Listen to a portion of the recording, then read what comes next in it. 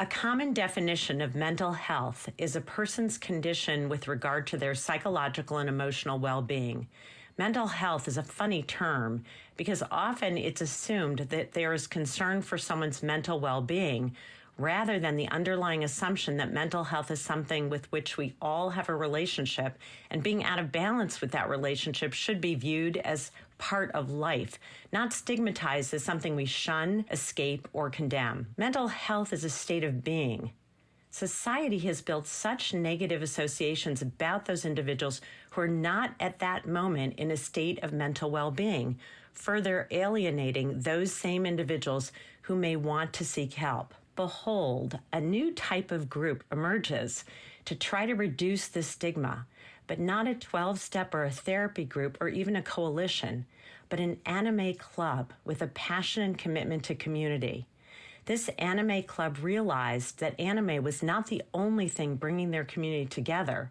Experiencing the anime characters who have their own difficult journeys, but somehow, most always, make it through successfully, provided the foundation for club members to share their own challenging experiences and seek support when needed.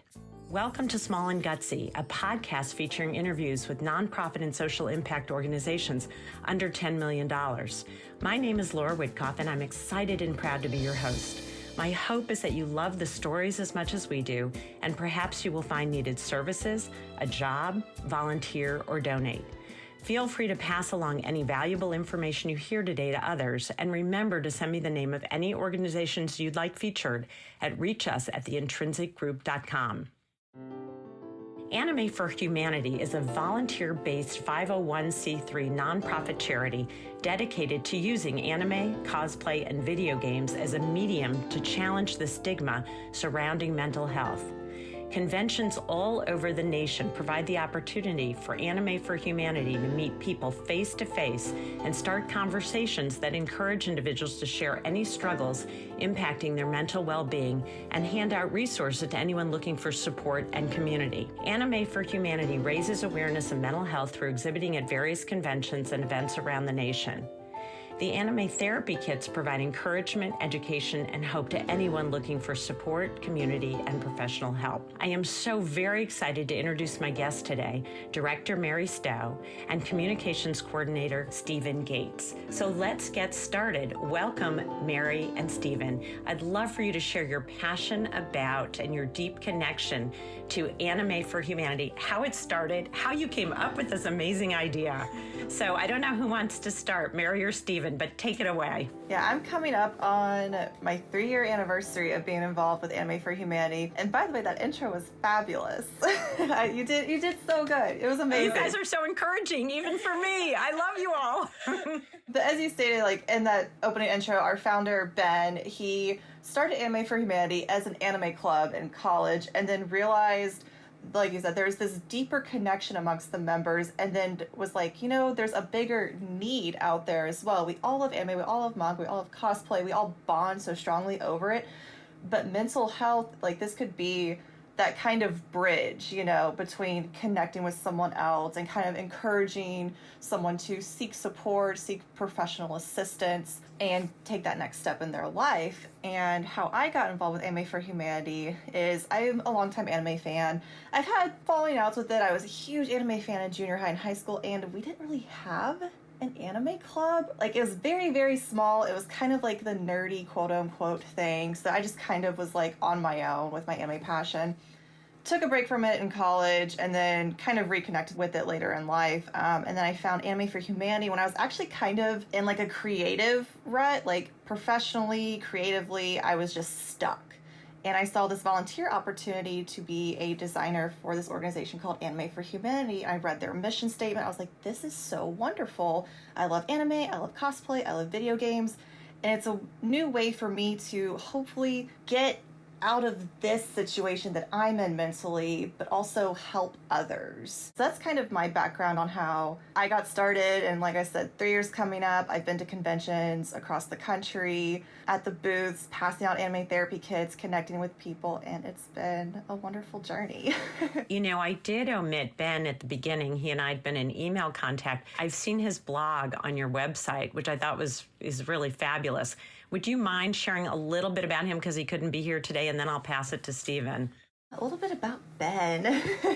He's an enigma of sorts. Yeah, he's an enigma of sorts. He's definitely a very behind the scenes person. He doesn't take nearly as much credit as he should for what he does. Like I said, he kind of puts us out here on the forefront, but he's really the mastermind behind everything. He is a trained and licensed counselor. His drive, his passion, he'll have an idea. He'll come to like me or Steven with this idea and be like, guys, we need to do this, and he'll just go. And he's just like, here's what we're going to do. What do you need from me? How can I help y'all achieve this and to grow this organization? So he's so passionate about Anime for Humanity and reaching as many people as possible. I really love it. It was actually my son, Michael, who's really into anime, who found you all. I asked him to take the lead on connecting with Ben, and they went really back and forth with this beautiful exchange.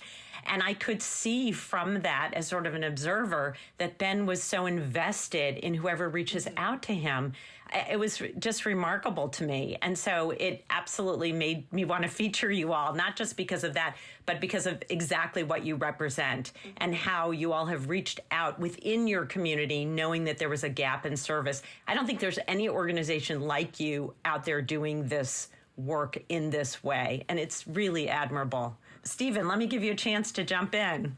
I've been involved with Anime for Humanity for, I would say, about a year and a half now, roughly. I was hanging out. I'm big in the content creation community. Twitch is kind of where I've got all my start and all of this. And I was hanging out in a friend's stream, and he was associated with the organization at one point. And he said, hey, we need anybody that might be able to volunteer at a booth down at DreamHack Dallas.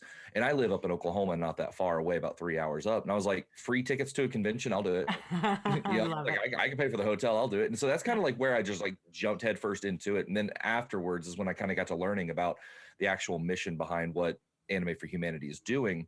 And I started getting more involved after that. You know, I discovered after doing mental health fundraising through Twitch in the past, Anime for Humanity really struck out to me because one of the things that really stands out is the fact that it uses the idea that some of these like niche communities, like anime, cosplaying, these communities sometimes feel isolated. And the number one thing, in my opinion, for mental health has always been knowing that you're not alone in anything. So having people to relate to was huge for me. Like knowing that people, that they're providing these places for people to be able to connect and allow them to understand that, hey, you know, you're not alone. Then fast forward a little bit after a couple of fundraisers, working some conventions, and here we are. Just kind of moved up the ladder and taken a bigger role within the organization. I got to actually go out to DreamHack Anaheim and hang out with Mary and Ben and a few of the others, and it was a ton of fun getting to go out and actually put in the foot traffic out there and seeing just how like culturally different it is out there versus how it is like say here in the South. And when it comes to like my love for anime,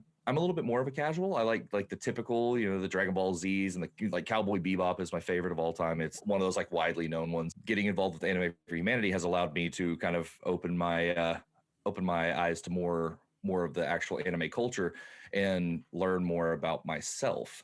I loved so much of both what you, Stephen, and Mary said in terms of you both in your own way talked about the isolation. Mary, you more in elementary and then middle, or really middle and then high school, and where to take this. And Stephen, you just commented on it. And I think you're 100% right, is connection is what keeps us grounded. And so our relationship with mental health has to include others. And what you've done so beautifully is you've centered it around an interest. So already people are gathering together around an interest. And then with that interest, you have characters who have their own journey, who struggle and survive, which is a metaphor and a message for what we all go through. And so it not only bonds us around the topic or characters, but also around the human connection by being able to have a safe conversation and not feel like you're alone, you're the odd person out, or you're marginalized. I can't tell you enough how I appreciate that as a social worker myself, and certainly a practitioner previously in the clinical realm, now doing more organizational work. You're just 1,000% right. Those connections keep people able to make decisions to get the help that they need in a more formalized way. And you're that first step. Walk us through being at a convention. Folks come up and are curious about what you're doing because it is outside of the typical booth at a convention, I would imagine, I mean, to an extent. How does that happen? And then share a little bit about what a therapy kit is. I'll start with the what it's like at a convention. Mary's amazing at explaining what's all in the anime therapy kit. I have one in front of me too. Okay. She's always got one on standby. Like no matter where she's at, it's crazy. Like you're at church. Oh, hey. So for me, like at conventions, working with Anime for Humanity, you get to actually meet a lot of people. This is where it got surprising for me. You get to meet a lot of people with those shared interests, but not only that, but like the shared behind the scenes insecurities and stuff like that, which is where I think anime really stands out. And I think that's why so many people identify with anime characters, is because it seems like a lot of times in most of your, especially your popular anime, the protagonist typically deals with some kind of major insecurity issue, whether it stemmed from like an anxiety or something like that, or a trauma. So you get to hear these people tell their stories, and it's like, because people want to talk about it, people do, but people are afraid to talk about it. So when they see, this Anime for Humanity, and they see all the, the anime culture stuff in the booth and everything, they're more apt to be open about their stories. And then we're able to actually pass along those resources for free. And that's the anime therapy kit, which you're going to hear more about in a moment, is something that we hand out for free, no strings attached. Running the booth and discussing what our mission is obviously important. But for me, the most intriguing part of it and interesting part of it is hearing how more apt to be open people are whenever they do have that similar interest with you.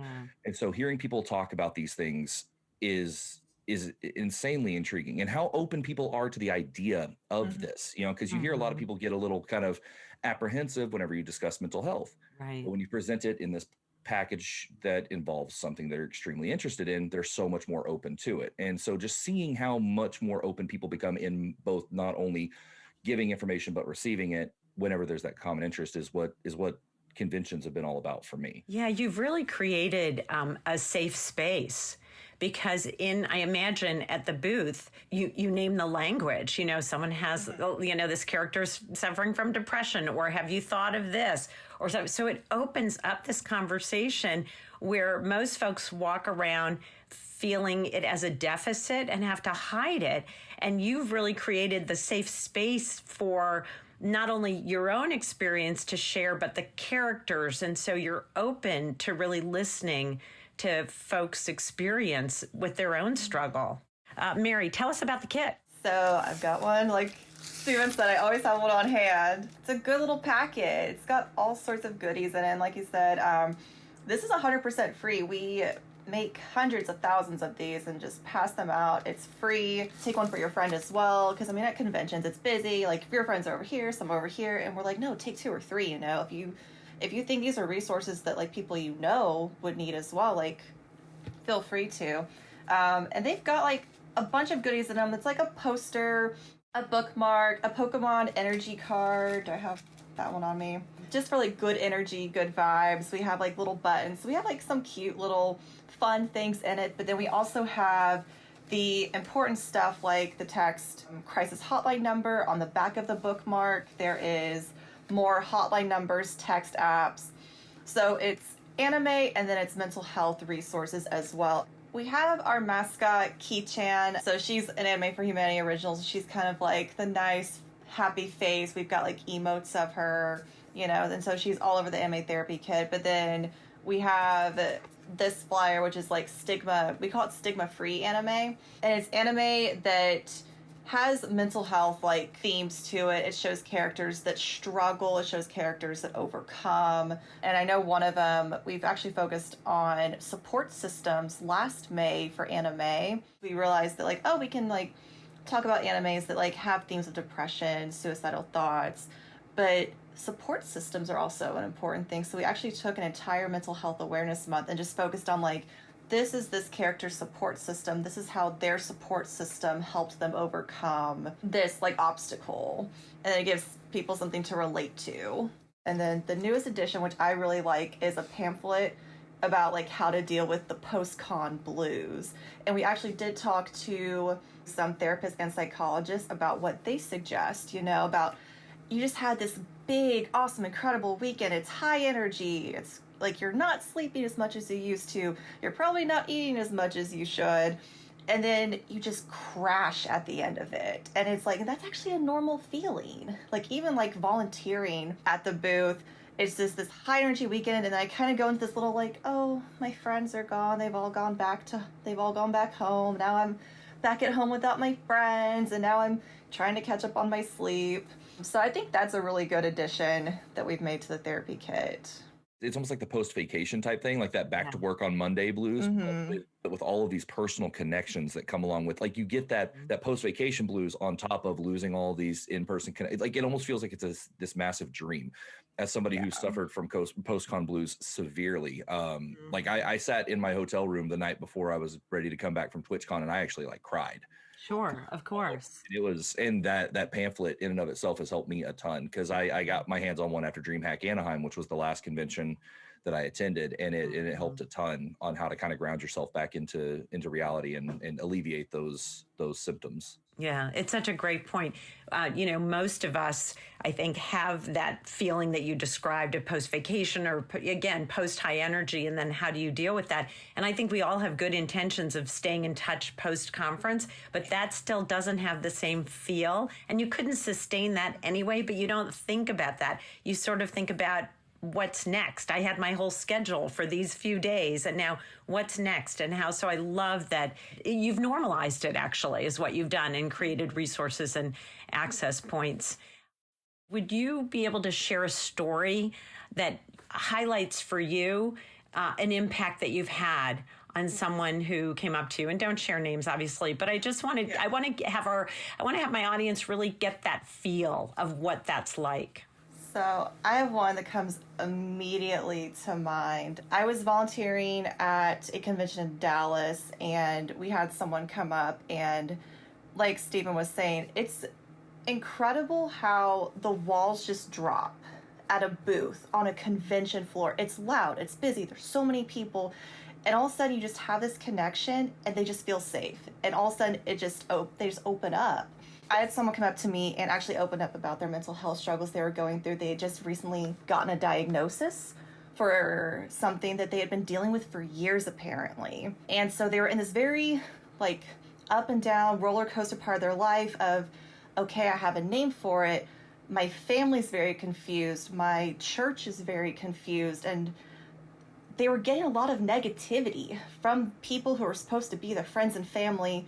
And then I'm there at the booth, and I'm like, but you're going to therapy, you have a name for it. Like, I was like, you're doing good. Like, it sounds like you're making so many improvements, and just giving them that little bit of encouragement changed their whole perspective. And now they are a very active part of our community. They're a moderator in our Discord. They love and they praise Anime for Humanity as an organization for being this safe place for them to come and talk about what they're going through. They don't have to hide their mental health. They can talk about their therapy if they want to. They're able to vent privately about their family and friends, because sometimes we do need to vent about our family, so they have a judgment-free, safe place where they're able to be like, oh my gosh, this week was so rough, and have people who are like just there to give them encouragement, or just there to listen, and without giving any sort of negative feedback. So that's one story that always really touches me. It's a great story. You pointed out a few things that I think are so important.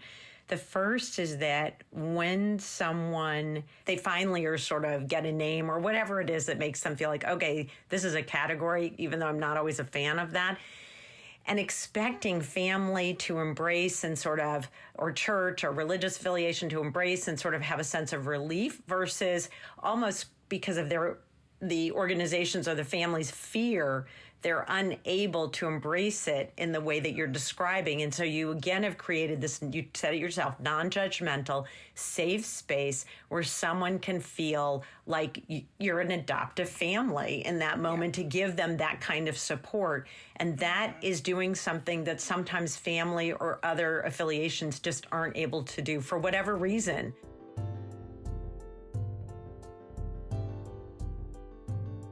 So I actually have I have two short little instances that really stand out to me, and one was after a convention in Dallas. I got to bring home a bunch of anime therapy kits with me, and because here in Oklahoma, this is like almost a non-existent thing, you know. And I brought it back with me. And one of my good friends at work, his fiance was working at the library and working with the youth at the library. And whenever I mentioned to him what I was doing, he was like, "Hey, you know, a lot of people that come through the library, a lot of them huge anime fans." I was like, "Well, here, pass them along to her." And the next time I saw her, she came up and gave me a big hug because, like, you know, these are teenagers, kids, you know, the kids that are struggling internally, anyways, regardless, you know, because of the hormones going and the world is confusing to them. You know, we all remember what it was like. Yeah. And she came up and gave me a big hug because of like just the impact these little kids have been making on these kids and their willingness to open up to their parents, you know, about things like, hey, I want to go talk to somebody. And that was a really awesome one. And then another one was a member within the community actually reached out to me to help record a video on their on one of their mental health things called known as dissociative identity disorder. And they were like, not many people know about this, and we would just like to be able to have you ask questions from the point of view of somebody who doesn't know about it. I'm like, well, you got the right guy, because I have a lot of questions. And so we were able to set up this like huge interview, and it was something they were very, very, very nervous about, but they were so excited to really get, you know, that stigma broken down of what dissociative DID is and all that. And so being able to record that and seeing how much pride they took in that project after having experienced kind of that fear of what it's like to, you know, open up about something like DID. Those two instances really stood out to me a lot. Those are, again, great examples of where your resources spread far beyond the convention, which is such a great gift, and where it can really get into the hands of folks who need it, who never even not only didn't know it existed, but didn't know that there is a safe way for them to have a conversation about something that is so internalized and so shame-provoking in more typical environments. With your community, like so many, even though so much is virtual and online, that face-to-face convention had to be put on hold during COVID. I know, I can see the frowns on your faces. So what did you do? How did you manage? Share with me what the last year has been like. We saw a significant increase in our Discord community, which is our primary like online server. And it was all ages too. It was teenagers, it's young adults, it's like older anime fans too. It felt almost overnight, because all of a sudden it's just new member, and all of a sudden this activity just increased. And we only just kind of had like a bare bones, like minimum, like moderator team, and we had to like quickly be like, oh, we need more moderators. We need people like moderators who are in other time zones, like Europe. And these are moderators who are just there to kind of like keep the peace, enforce the rules, typical moderator duties, but also if someone is like maybe venting about they might be needing resources, someone who can share the links and be like, don't forget, there's hotline numbers, there's text apps, here are resources where you can take that next step for mental health assistance when you're ready to. We also have like our international website where people can search by country, because we don't always know what country people are from. So just getting people who are available to be like, don't forget, there's resources available to you. Like, we're here, we're your community, we're your new family, we're here to listen. But if you are ready to take that next step, this is where you're able to do so. So it sounds like, and I wonder this question, because obviously conventions will probably be back in session within the next year as people get vaccinated. Fingers crossed. I agree. Yes. I see that. Do you think in the future there will be still a huge virtual presence for folks who can't get to conventions for whatever reason? What do you anticipate, or what do you see? I would like to jump in on this and say I 100% believe so, because our community management team has been on the ball in creating a lot of engaging things, like whether it be watch parties or, I mean, just a few weeks ago, big shout out to our online buddy Rogue Pinata. He's been organizing some stuff along with the rest of the community management team. They did a Brawlhalla tournament recently, all online, and they've been organizing a lot of events to keep people engaged and keep people, you know, like keep people having fun, you know, like while all of this is going on, because sometimes we do need a little bit of a distraction. And I think once it goes back to even being in person form, there's always going to be that post-con in between that people are going to need a place to go and decompress and have fun with those people that they just met at these conventions and everything. And being able to provide an engaging environment for that at least bridges the gap in between just like, regular text or voice communications and the in-person con stuff, because you are providing that kind of like actual interaction type of environment. And so I think it's still going to remain huge even when cons come back, because there are only so many cons we can attend a year. Right. And so we're going to keep that space going. I would say most of the organizations we interview talk about a type of hybrid model. And you're right, not everyone can get to every convention or even one convention sometimes. So by spreading it through any virtual capability and having it not completely like you're there, but a piece of it, that or a post-convention way to decompress is a nice option. That, if there's any silver lining to a horrible situation, that might be one avenue. So it begs the question for me, how large is your volunteer network? And what are your thoughts in growing that or in expanding? I can't think of the number we're at right now, but we do have like 3, I guess, main volunteer hubs. We have West Coast, California, SoCal mainly. Dallas, Texas is kind of like our central hub. And then we have the East Coast. We have someone who's like in the New York. They're able to go to Boston and kind of do like the big East Coast conventions. And then we try to work with people who are like other staff members who are comfortable running a booth on their own. Because that's always a thing too, is like, are you comfortable receiving the materials, going, setting up the booth? It's a big task sometimes. So we try and hit like other cities as much as we can as well. And with the increase in our online presence, we talk about conventions. We talk about how much we miss them, because people of course do miss going out in person, how we're looking forward to being able to go back out there. And now we have so many more people who are like, oh, I would love to volunteer. I would love to come be at the booth, talk to you, pass out anime therapy kits, help assemble the kits, because that's a process as well. We have like a team of social media people. We're looking for more designers, looking for video editors. We've got all these projects that are like ready to start and get going. So aside from just to like volunteering at the booth, we are looking for like writers, designers, people who have an interest in like assisting with fundraisers, sponsorship opportunities. So there's all sorts of stuff across the board as far as what we're looking to like expand into and kind of help us grow even more. It's so impressive, because a volunteer organization is a hard organization to manage, because everybody else has, most people have full-time jobs. Yep. And this is what they do it because they're passionate about it and love it and they want to spend time on it. And even mentioning putting the kits together takes a lot of time.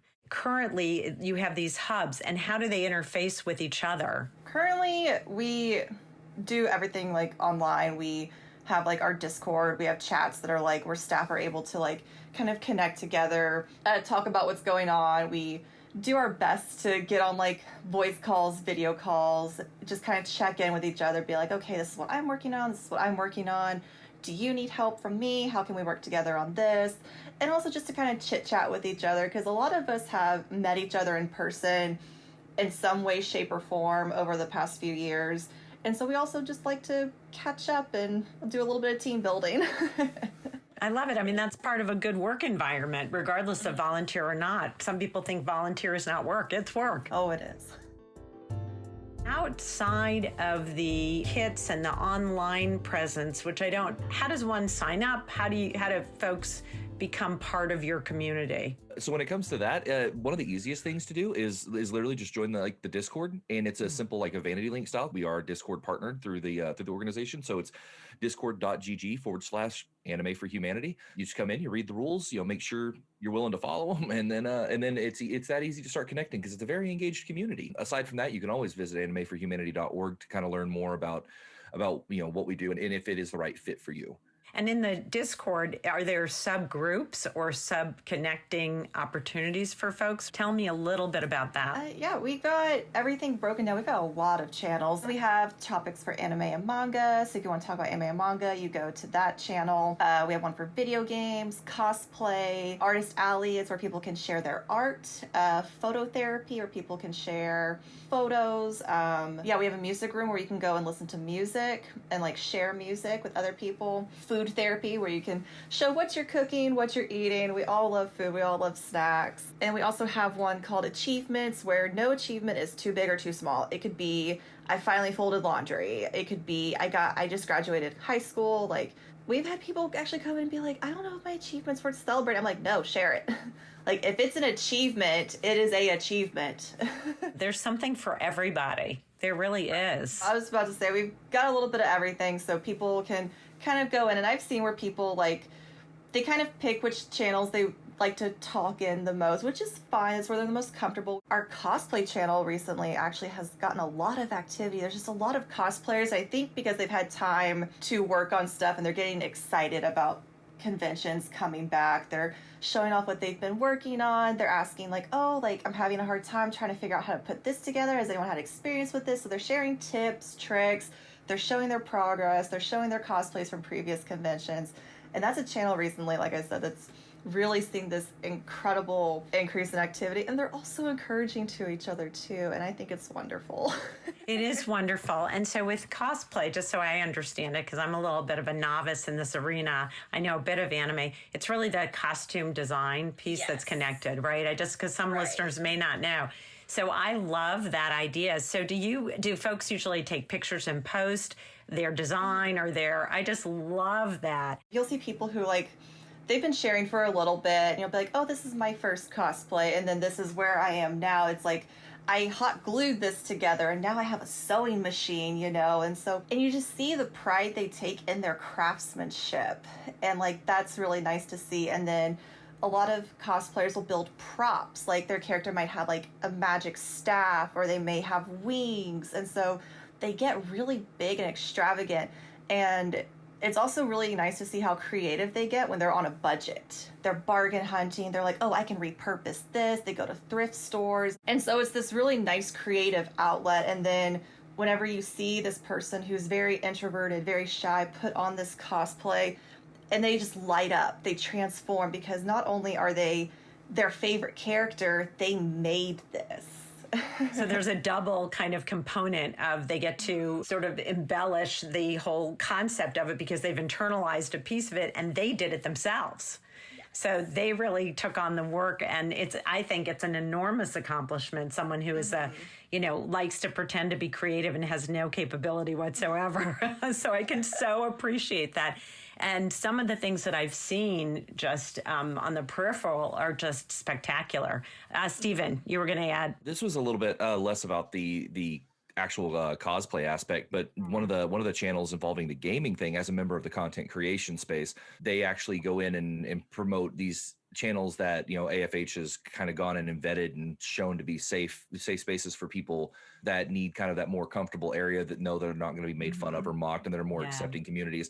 And so even in the content creation space, if people want to go watch a streamer do something, they don't have to worry about going in and being ridiculed for this or that or the other thing. And it's providing, again, it's not just within the Discord, it's providing places for you to be outside of the Discord that you can feel safe and comfortable with who you are. It's just the outreach from the organization as a whole is just absolutely phenomenal.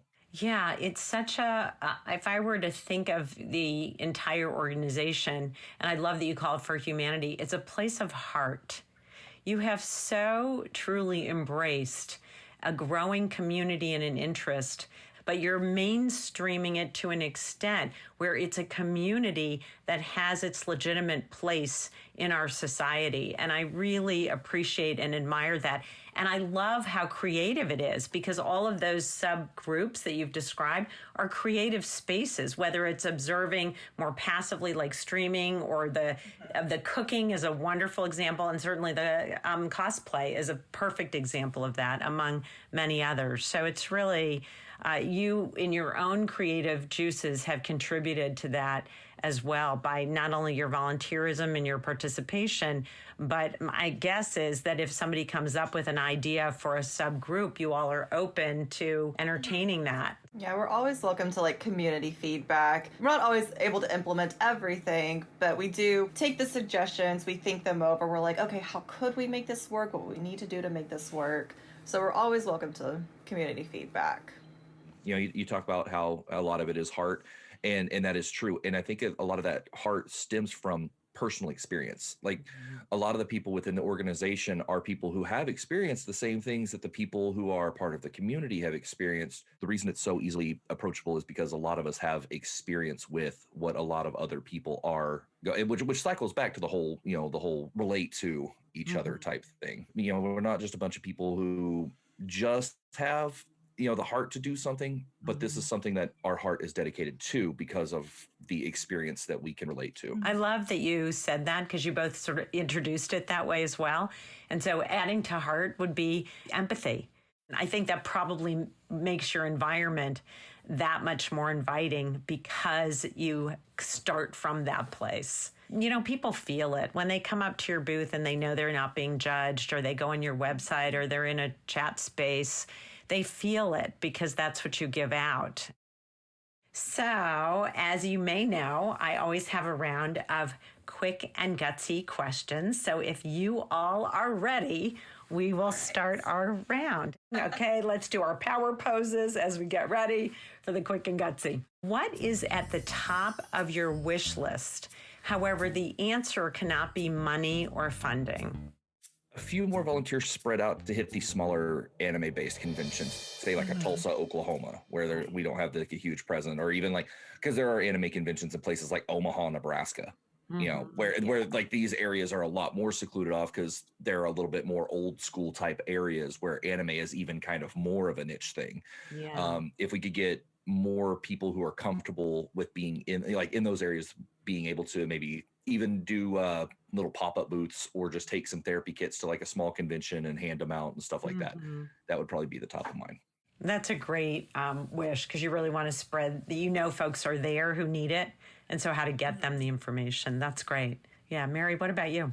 I would say more manpower for more anime therapy kits, because as we've seen during the pandemic, we have been fulfilling online requests to libraries, to therapy offices, to counselors, to schools, we have teachers, counselors, librarians who have anime clubs, or maybe they see students who have an interest and they're just looking for a way to connect to that student, to that teenager, to that friend, family member in need. So more manpower for more kits.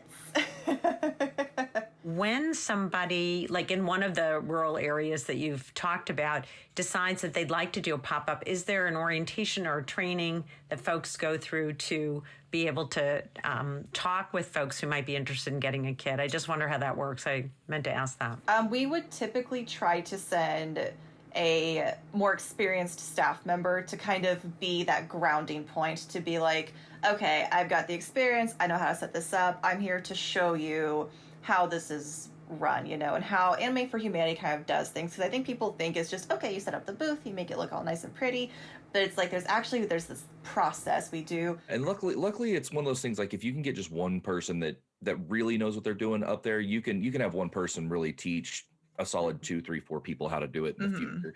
I kind of got baptized by fire in Dallas a little bit, because it got really hectic, and a couple of the volunteers weren't able to make it, and so we kind of had to hammer down and learn. And by the end of it, before even the end of the convention, the person who was training us, I was like, hey, go take a break. We got this. We know what we're doing now. It's pretty intuitive once you get going. So I think if you get somebody out there that can convey exactly how to do things, it becomes pretty easy for them. And then that person can kind of carry that torch from there. If you were to think of a song that describes Anime for Humanity, what would it be? I got one immediately. It's one of my favorite anime songs right now too. It's called Lost in Paradise, and it's the ending theme for Jujutsu Kaisen, which was a new anime on Crunchyroll. Highly recommend it. It's a little dark sometimes, but it's very, very good. As I just said, it's got these dark themes to it at times, but then the ending theme, it's light, it's bubbly, it's pastel colors, and so it kind of is like, oh, we just had a really big plot point, but here's kind of this like last little uplifting, and it's just one of those songs that you can't help but dance to. I love it. It totally describes your organization, like 100%. Brilliant. I love it. Okay, Stephen, what about you? That's great. So mine's a little bit more of a classic, like a classic, as opposed to an anime theme song, but it kind of encompasses the actual message, and it's "Lean on Me" by Bill Withers. Oh, That's the first one that come to my mind as soon as you said it, and that's one of my whenever I'm kind of feeling down, that song will play and it'll kind of make me a little misty eyed. those are both great theme songs because one really describes the organization, the other is really what you do. What makes Anime for Humanity gutsy? Because it is. One of the things that really I think makes it gutsy is, and this was after experiencing in-person stuff, the sheer amount of work that goes into, like Mary said, just putting together those kits. Because like what people don't see is like the little buttons and stuff those buttons are made by like we have the button making machine and everything, but at the same time, what makes it amazing on putting in all this work is we find ways to have fun doing it in each other's company. And like a lot of times up and coming anything, whether it be businesses or nonprofits or anything, things start going sideways. People start panicking and it becomes stressful. A lot of the Anime for Humanity crew know how to circumvent that to make it like, you know what, things happen, water off the duck's back. Let's just keep doing what we're doing because the message is still there, regardless of if everything is perfect. It's like we're just trying to help people. We're not trying to, like, we're not necessarily trying to impress everybody. We're just trying to help people that need it, and that I think is one of the gutsiest things about this organization. I think Steven summed it up pretty well, but I also say like we're already taking this kind of big leap just being at a convention, and even like big conventions, smaller conventions, it's still you in a room of people and I get really nervous in front of crowds actually.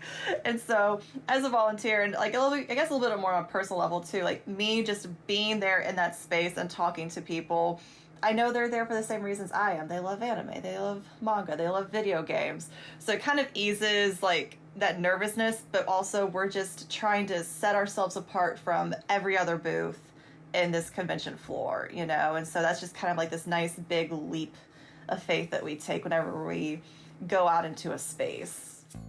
What is something that outsiders or maybe even a few insiders don't know about Anime for Humanity? So that's a little tougher because we are pretty transparent about what we do in our process.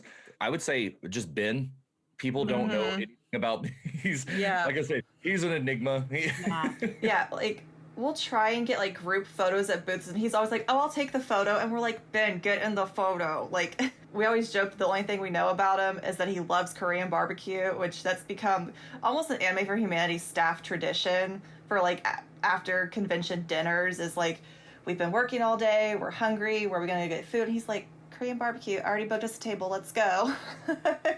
Okay, we're dedicating this podcast to Ben, okay? Yes. I love it. He is the founder. It was his idea initially, and he doesn't seem to necessarily need to take credit. So we're giving him credit. Yes. We're giving him a shout out, okay? Ben, the founder. By the way, his blog is great that you have on your website if people get a chance to read it. Outside of Ben, for this next question, if you could get one celebrity or influencer to endorse or talk about Anime for Humanity, who might it be? Stephen Blum.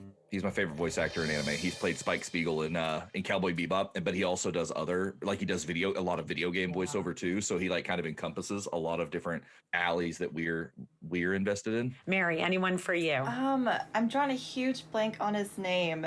The voice of All Might in My Hero Academia. Chris Sabat. Yeah, like he's Vegeta in Dragon Ball Z, he's Zoro, I believe, in One Piece, and then he's All Might in My Hero Academia. And from what I've heard, I have friends who've actually met him at conventions. He's such a nice person. I think he's from Dallas, too. I would love to have the voice of All Might give us a little endorsement. So I know, Stephen, you mentioned before how people should find Anime for Humanity, but let's just do one more shout out so folks remember. How should people connect with you all? Yeah, like I said, the easiest way to learn more about the organization in an easy, like kind of bite-sized, readable setting is animeforhumanity.org. But to just dive right into the community, discord.gg/Anime for Humanity. It's as easy as that. Just like I said, read the rules, accept them, follow them. I want to thank you both for spending time with me today. It was so enlightening, so wonderful, so heart-filled. I loved the conversation. It was absolutely fantastic. And I'm hoping more and more people learn about what you're doing and can volunteer, donate, be part of your community, get the help that they need if they need it, and be there to support one another. Yes. Well, thank you for having us. Thank you for having us. We really appreciate it. I loved it. Our blog of the small and gutsy nonprofits and social impact organizations can be found in the organizational stories section of the Intrinsic Group website, so that we can continue to link clients, volunteers, future employees, and donors to this small but very mighty network. Of course, we can't take responsibility outside of our own vetting of the organizations we interview. So before you sign on to support or work for them, we encourage you to do your own due diligence and research them as well. We just want you to learn about the small and gutsy nonprofit and social impact organizational sector so they can spread their story and their impactful work. I want to thank my partners in this endeavor, the Intrinsic Group, a management consulting firm specializing in guiding organizations to leverage talent, optimize processes, and to ensure the organization's narrative is aligned with their culture. The volunteers, my co-producer, sound engineer, and composer, Pavel Franson, and my graphic designer, Nate Addy, my social work intern extraordinaire, Stephanie Tran. Please check out their bios on the Intrinsic website, and all the folks, friends, and family who have guided and inspired me. And thank you for listening. If you like this podcast, please share it with your friends, give us some stars, and write a review on wherever you listen to podcasts. And if you're interested in sponsoring Small and Gutsy to keep it going, please reach out to me at reachus@theintrinsicgroup.com or buy us a coffee at www.buymeacoffee.com/small and gutsy. So as you all know, we've started since our 10th episode to give shout outs to all of you who are giving a shout out to us. So here we go. From Amy, Small and Gutsy is as wonderful as its creator. Like anything Laura Whitkoff gets behind, visionary and change making. Thanks, Amy. That means a lot. From Small and Gutsy to Big with Impact, I'm Laura Whitkoff, and thanks for listening.